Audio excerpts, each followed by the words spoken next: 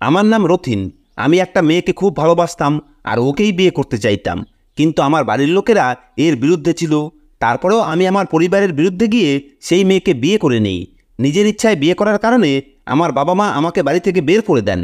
আমাদের পাড়ারই একটা মেয়ের সাথে আমার প্রেম হয়ে যায়। ওর নাম রিম্পা। রিম্পাকে আমি ছোটোবেলা থেকেই পছন্দ করতাম। রিম্পার জন্য আমি আমার বাবা মায়ের সাথে কয়েকবার ঝগড়াও করেছিলাম। তাদেরকে অনেকবার বলেছিলাম যে আমি ওকে ভালোবাসি, কিন্তু তারা আমার সাথে ওর বিয়ে দেওয়ার জন্য রাজিই হচ্ছিলেন না। এই কারণে বাধ্য হয়ে রিম্পাকে নিয়ে পালিয়ে বিয়ে করতে হয়। আমরা দুজনেই নিজেদের পরিবার ছেড়ে অনেক দূরে এই শহরে এসে থাকছি। এখানে আসার পরে আমরা স্বামী স্ত্রী নিজেদের জীবন নতুনভাবে শুরু করে দিয়েছিলাম। আমি রিম্পার সাথে কোর্ট ম্যারেজ করে নিয়েছি। আমাদের দুজনের জীবন খুব সুন্দর কাটছিল। আমি আর রিম্পা দুজনেই ভালো ফ্যামিলিতে মানুষ হয়েছি। আমাদের দুজনের বাড়িতেই কোনো জিনিসের কোনো অভাব ছিল না। কিন্তু এখন নিজেদের পরিবার থেকে অনেক দূরে আমাদের অনেক রকম সমস্যার সামনে পড়তে হয়। কিন্তু তারপরেও এই অবস্থা থেকে লড়াই করে আমরা সব কিছু ঠিক করে নিলাম। রিম্পা পড়াশোনা জানতো, ওর নার্সিংয়ের কোর্স করা ছিল। আমিও অনেক দূর অবধি পড়াশোনা করেছিলাম। এই কারণে আমি একটা ভালো কোম্পানিতে চাকরি পেয়ে যাই। এখন আমাদের দুজনের জীবন খুব সুন্দরভাবে কাটছিল। আমরা একটা ঘর ভাড়ায় নিয়ে থাকছিলাম। আমাদের দুজনেরই নিজেদের পরিবারের কথা খুব মনে পড়ত। বাবার রাগের কথা আমি জানতাম, তাই যেমন তেমনভাবে নিজের মনকে বুঝিয়ে নিয়েছিলাম। কিন্তু রিম্পা নিজের মনকে বোঝাতে পারছিল না। এই কারণে ও নিজের মায়ের সাথে ফোনে কন্ট্যাক্ট করার চেষ্টা করেছিল, কিন্তু ওর মা ওকে পরিষ্কারভাবে বলে দিল, তোর এই বাড়িতে কোনো জায়গা নেই আর আমাদের সঙ্গে তোর কোনো সম্পর্ক নেই, তাই আমাদের সঙ্গে যোগাযোগ করার চেষ্টাও করবি না। তুই আমাদের জন্য মরে গেছিস।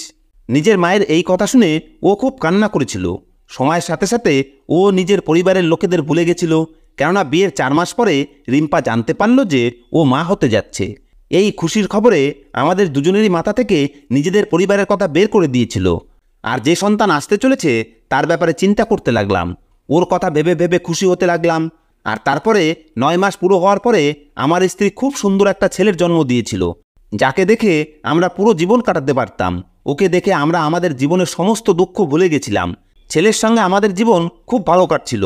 আমরা দুজন স্বামী স্ত্রী খুব খুশি ছিলাম।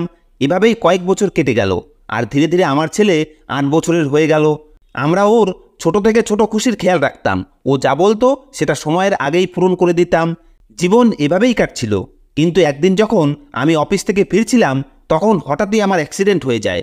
এরপরে লোকজন আমাকে রাস্তা থেকে উঠিয়ে হাসপাতালে পৌঁছে দেয় আর আমার স্ত্রীকে ফোন করে দেয়। আমার স্ত্রী আর ছেলে খুব ভয় পেয়ে গেছিল। তারা হাসপাতালে এসে হাউমাউ করে কান্না করতে লাগলো। আমি ঠিকই ছিলাম, কিন্তু আমার এক পায়ে গভীর চোট লেগেছিল, যার কারণে আমি চলাফেরা করতে পারছিলাম না। ডাক্তার আমার চিকিৎসা করে বললেন আমাকে প্রায় 2 বছর বেড রেস্টে থাকতে হবে। যদি আমি এদিকে ধ্যান না দিই তাহলে সারা জীবনের জন্য আমি পঙ্গু হয়ে যেতে পারি। আমার ছেলের স্কুলের খরচ, সংসারের খরচ, এখন তো আবার আমার ওষুধের খরচ কিভাবে জোগাড় হবে সেটা নিয়ে আমি খুব টেনশনে পড়ে গেলাম। যেমন তেমনভাবে আমি হাসপাতাল থেকে ডিসচার্জ নিয়ে নিলাম। কিন্তু ডাক্তার আমাকে বেড রেস্ট নেওয়ার জন্য বলেছিল। কিন্তু আমি যদি বেড রেস্ট নেই তাহলে অফিসে কে যাবে আর আমাদের সংসার কিভাবে চলবে?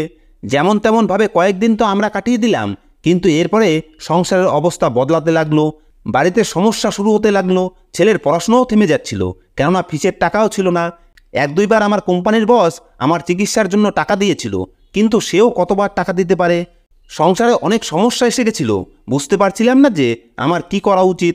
এরপরে একদিন আমার স্ত্রী বলতে লাগলো, তুমি তো জানো আমার নার্সিংয়ের কোর্স করা আছে, আমি নার্সিংহোমে সহজেই চাকরি পেতে পারি। যদি তুমি আমাকে চাকরি করার পারমিশন দাও তাহলে আমি অ্যাপ্লাই করে দেখি। একমাত্র এভাবেই আমাদের বাড়ির অবস্থা ঠিক হতে পারে। যখন তুমি ঠিক হয়ে যাবে আর চাকরিতে যেতে শুরু করবে, তখন আমি আর চাকরি করব না।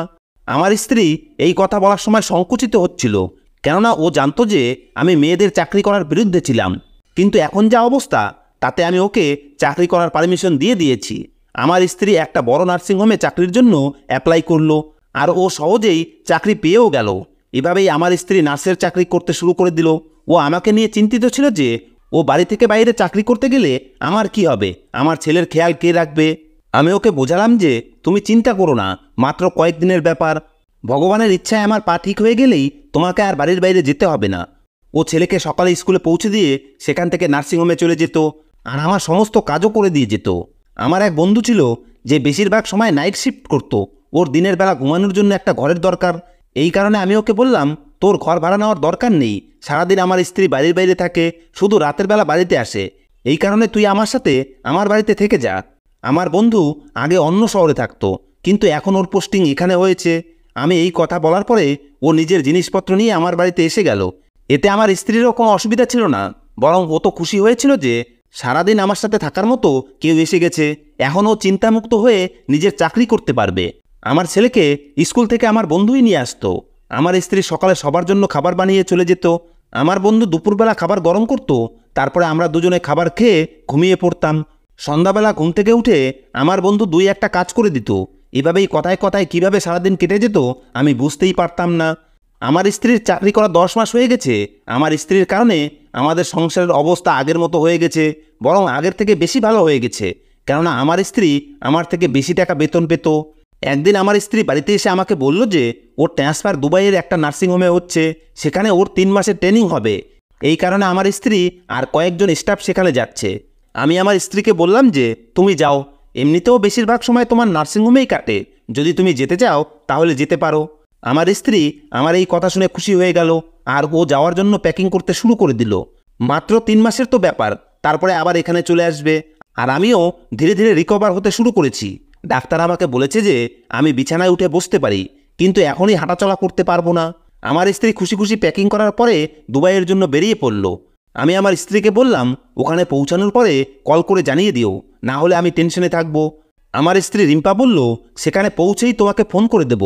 রিম্পা যখন দুবাইয়ে পৌঁছালো তখন ও আমাকে কল করে বলে দিল যে ও ভালোভাবেই সেখানে পৌঁছে গেছে, আর পরের দিন থেকে ডিউটিতে জয়েন করবে। কয়েকদিন এভাবেই কেটে গেল। রিম্পা আমাকে প্রতিদিন কল করে বলতো যে ও একদম ঠিক আছে। ও আমার আর ছেলের সাথে ভিডিও কলে কথা বলতো, যাতে আমরা একে অপরকে দেখে শান্তি পেতে পারি। কয়েকদিন এভাবেই কেটে গেল, কিন্তু হঠাৎ করেই রিম্পা কাজের চাপের কথা বলে আমাদের সঙ্গে কথাবার্তা কম বলতে লাগলো। কখনো বলতো আমি ব্যস্ত, পরে কথা বলবো, আবার কখনো বলতো আমার এখন কথা বলার সময় নেই। কয়েকদিন এভাবেই কেটে গেল। এরপরে 2 দিন থেকে আমি রিম্পার কল আসার অপেক্ষায় ছিলাম, কিন্তু রিম্পা আমাকে কলই করলো না। যখন আমি কল করতাম তখন রিং বাজতে থাকতো, কিন্তু ও ফোন রিসিভ করতো না। ছেলে প্রতিদিন আমাকে জিজ্ঞেস করতো যে মা ফোন কেন করছে না, আমাদের সঙ্গে কেন কথা বলছে না, মা কি আমাদের ভুলে গেছে। এখন আমি ছেলেকে কি বলবো কিছুই মাথায় আসতো না। আমার মাথায় আসতো না যে দূরে যাওয়ার পরে রিম্পা কিভাবে আমাদের ভুলতে পারে। কিছুদিন এভাবেই কেটে গেল। ওদিক থেকে আমার কাছে ফোন আসতো না। যখন আমি ফোন করতাম তখন ওদিক থেকে কল রিসিভ হতো না। বুঝতে পারছিলাম না যে আমি কি করব। আমার বন্ধু আমাকে সান্ত্বনা দিতে চাইতো। 2 মাস এভাবেই কেটে গেল। আমার স্ত্রীর ব্যাপারে কিছু জানতেই পারছিলাম না। আমার ছেলে বারবার নিজের মাকে মনে করত। একদিন তো ও কান্না করতে করতে বলতে লাগলো যে বাবা, আমার তো মনে হয় মা আর এই দুনিয়াতে নেই, তাই সে আমাদের সাথে কথা বলছে না। একদিন আমার বন্ধু এমন একটা কথা বলল যেটা শুনে আমি শকড হয়ে গেলাম। আমার বন্ধু বলল যে বৌদির হয়তো ওখানে গিয়ে কাউকে পছন্দ হয়ে গেছে, আর সে তার সাথে বিয়ে করে নিয়েছে। না জানি হঠাৎ এইসব কী থেকে কি হয়ে গেল। ভগবানের কৃপা ছিল যে আমি ধীরে ধীরে রিকভার হয়ে গেছিলাম, আর ডাক্তার আমাকে হাঁটাচলা করার জন্য বলে দিয়েছিলেন। কিন্তু ভিতরে ভিতরে আমাকে নিজের স্ত্রীর চিন্তা খেয়ে যাচ্ছিল। আমি আমার বন্ধুকে বললাম যেভাবেই হোক আমার দুবাই যাওয়া উচিত, আর সেখানে গিয়ে রিম্পার খোঁজ করা উচিত। আমার বন্ধু বলতে লাগলো এটা কিভাবে সম্ভব, দুবাই এত বড়, সেখানে গিয়ে আমরা তোর স্ত্রীকে কিভাবে খুঁজবো। আমি আমার বন্ধুকে বললাম আমি জানি আমার স্ত্রী কোন নার্সিংহোমে নার্সের চাকরি করত, আর ও দুবাইয়ের কোন নার্সিংহোমে গিয়েছে। সেখানে গেলে আমি ঠিকই আমার স্ত্রীকে খুঁজে নেব, আর আমি ওকে এখানে ফিরিয়ে আনবো। আমার বন্ধু বলতে লাগলো তুই এই কাজটাকে যতটা সহজ ভাবছিস এটা ততটা না। আমি বললাম আমি কিছু জানি না, তুই প্লিজ আমাকে দুবাই নিয়ে চল। আমি জোর করাতে আমার বন্ধু আমার সাথে দুবাই যাওয়ার জন্য রাজি হয়ে গেল। ছেলেকে আমি আমার অন্য এক বন্ধুর বাড়িতে রেখে এলাম। তারপরে আমরা 2 বন্ধু একসাথে দুবাই চলে এলাম। আমি জানতাম আমার স্ত্রী কোন নার্সিংহোমে চাকরি করছিল, কেননা ও আগে যে হাসপাতালে চাকরি করত আমি সেখান থেকে ওর সমস্ত ডিটেলস বের করে নিয়েছিলাম। দুবাই পৌঁছানোর পরে আমরা দুজন ডাইরেক্ট সেই নার্সিংহোমে গেলাম যেখানে আমার স্ত্রী চাকরি করত। সেখানে আসার পরে আমি অনেক লোকের কাছে আমার স্ত্রীর ব্যাপারে জিজ্ঞেস করেছি, কিন্তু কেউই আমার স্ত্রীর ব্যাপারে জানতো না। এমনকি আমি হাসপাতালে অনেক খুঁজলাম, কিন্তু কোথাও রিম্পাকে দেখতে পেলাম না। এখানকার স্টাফেরা এটাই বলেছিল যে কিছুদিন এখানে রিম্পা ডিউটি করেছিল, কিন্তু তারপরে হঠাৎ ও এখানে আসা বন্ধ করে দেয়। তারপরে ও কোথাও চলে গেছে, সেই ব্যাপারে এরা কিছুই জানে না। আমি তো এই কথাটা শুনে অবাক হয়ে গেলাম যে এত লোকেদের মধ্যে থেকে একটা নার্স গায়েব হয়ে গেছে, কিন্তু এরা কেউ কিছুই জানে না, নাকি এরা জেনেও কেউ কিছু বলছে না, আমি বুঝতে পারছিলাম না। আমি রিম্পাকে অনেক খুঁজলাম, কিন্তু ওকে কোথাও পেলাম না। অনেক দিন পর্যন্ত আমি রিম্পাকে এদিক ওদিক খুঁজতে লাগলাম, কিন্তু ওর কোনো খোঁজই পেলাম না। তারপরে খুঁজতে খুঁজতে হার মেনে নিয়ে চুপচাপ বসে গেলাম, কেননা আমার হিম্মত শেষ হয়ে গেছে। কিন্তু বাড়িতে ফিরে যাওয়ার হিম্মত আমার মধ্যে একদমই নেই, কেননা আমি আমার ছেলেকে কি জবাব দেব। ও তো এটাই ভেবে বসে আছে যে আমি ওর মাকে সাথে করে নিয়ে আসব। তাই আমি আমার বন্ধুকে বললাম, তুই এখন ফ্লাইটে করে ফিরে যা, সেখানে গিয়ে নিজের চাকরিতে জয়েন কর, আর আমার ছেলেরও খেয়াল রাখিস। ও আমার সাথে থাকতে তো চাইছিল, কিন্তু আমি ওকে জোর করে ফেরত পাঠিয়ে দিলাম। না জানি কেন আমার মন মানছিল না যে আমার স্ত্রী আমাকে ধোঁকা দিয়েছে। ও চাইলে তো দেশে বসেই আমাকে ধোঁকা দিতে পারত। আমাকে ধোঁকা দেওয়ার জন্য ওর এত দূরে আসার কি দরকার ছিল? যাই হোক, আমি সিদ্ধান্ত নিয়ে নিলাম যে আমি রিম্পার সাথে দেখা না করে এখান থেকে যাব না। বেশি না হলেও একবার অন্তত ওর সাথে দেখা করা আমার খুব প্রয়োজন। আসলে আমি জানতে চাইতাম যে ওর সাথে কি হয়েছে, আর ও আমাদের থেকে কেন লুকাচ্ছে। না জানি কেন আমার এই নার্সিংহোমের ভিতরে কিছু গড়বড় মনে হচ্ছিল, কেননা এখানকার স্টাফেরা খুবই অদ্ভুত ছিল। আমি ভেবে নিলাম যে যদি এখানে চাকরি করার বাহানায় নিজের স্ত্রীকে খোঁজার চেষ্টা করি, তাহলে নিশ্চয়ই রিম্পার কোনো না কোনো খবর পেয়ে যাব। আমি নার্সিংহোমের সাফাই কর্মীর চাকরির জন্য সেখানকার ম্যানেজমেন্টের সাথে কথা বললাম, আর তারা আমাকে এখানে চাকরিতে রেখে দিল।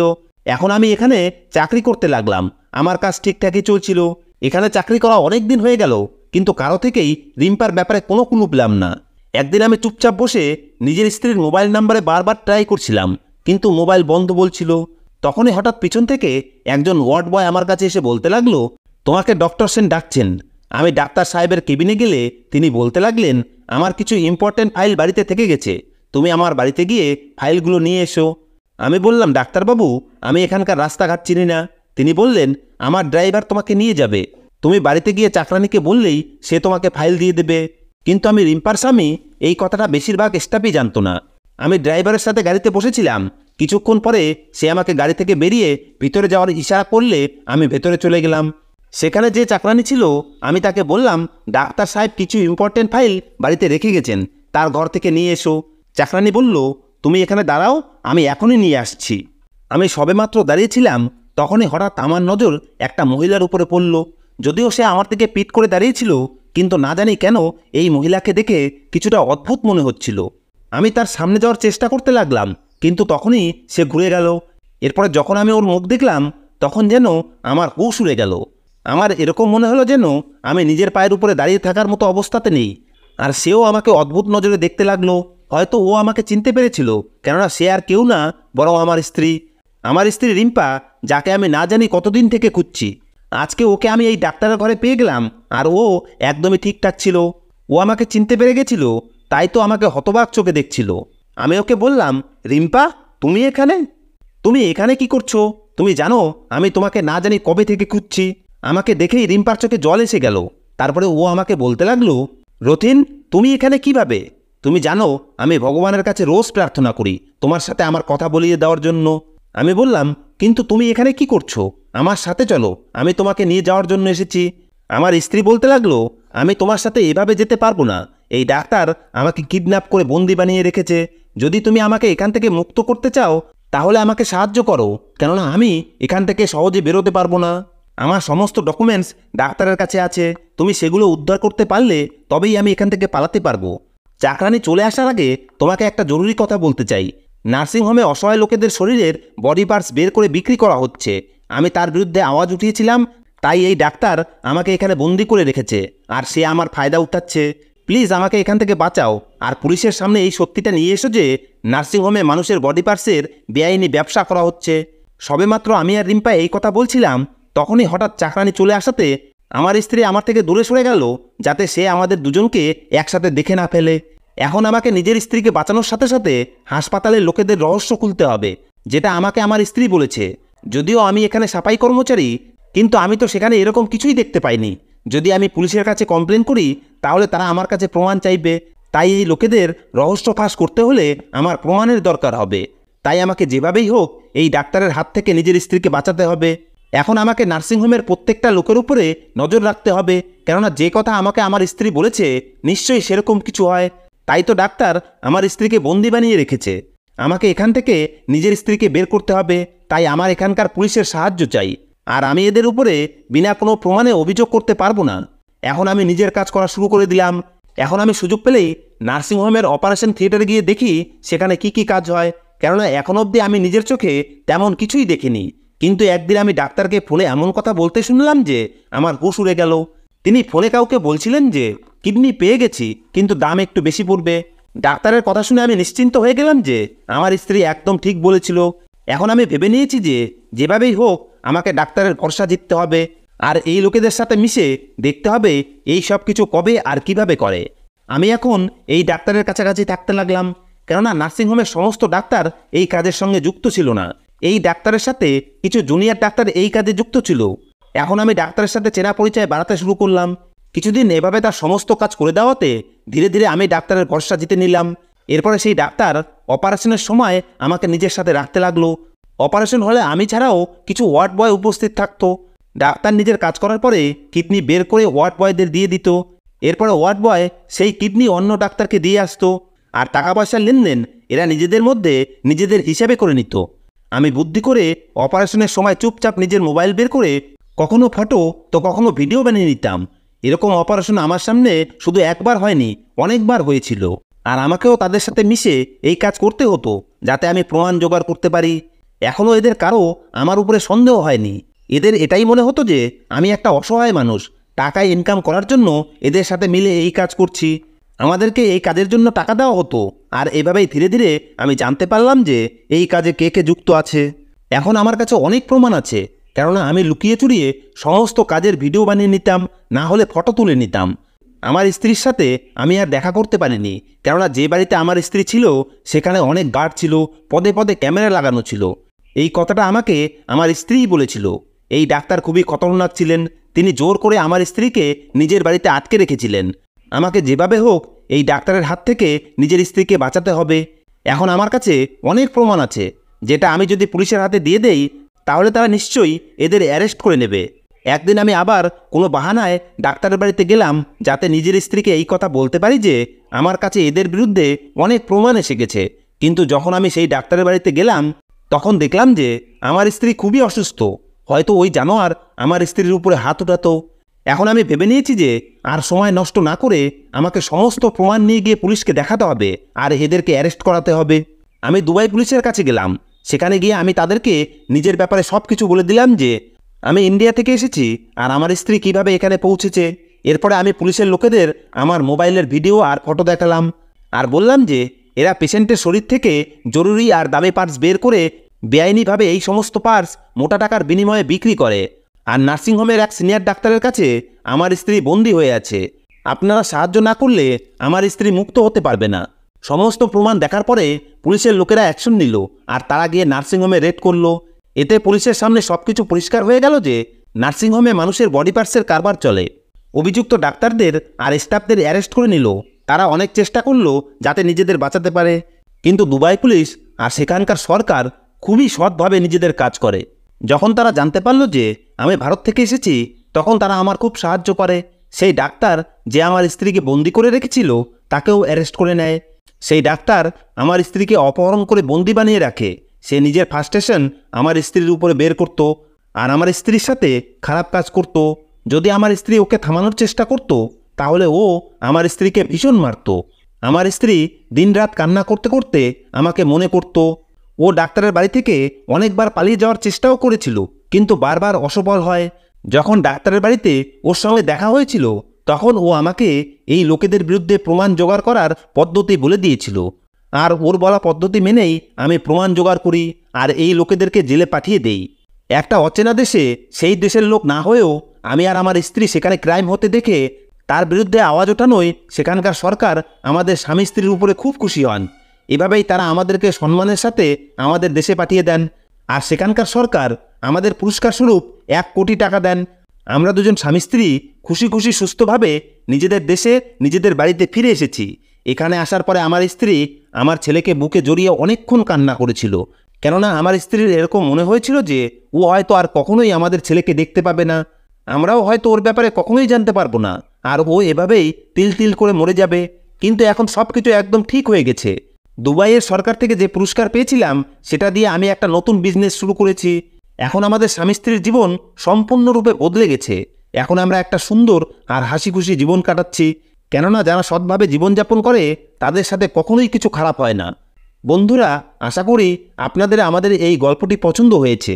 গল্পটি পছন্দ হলে ভিডিওকে লাইক, আর চ্যানেলে নতুন হলে চ্যানেলকে সাবস্ক্রাইব করে নোটিফিকেশন বেল অন করে দেবেন, যাতে পরবর্তী আপডেট সবার আগে পেতে পারেন। ধন্যবাদ।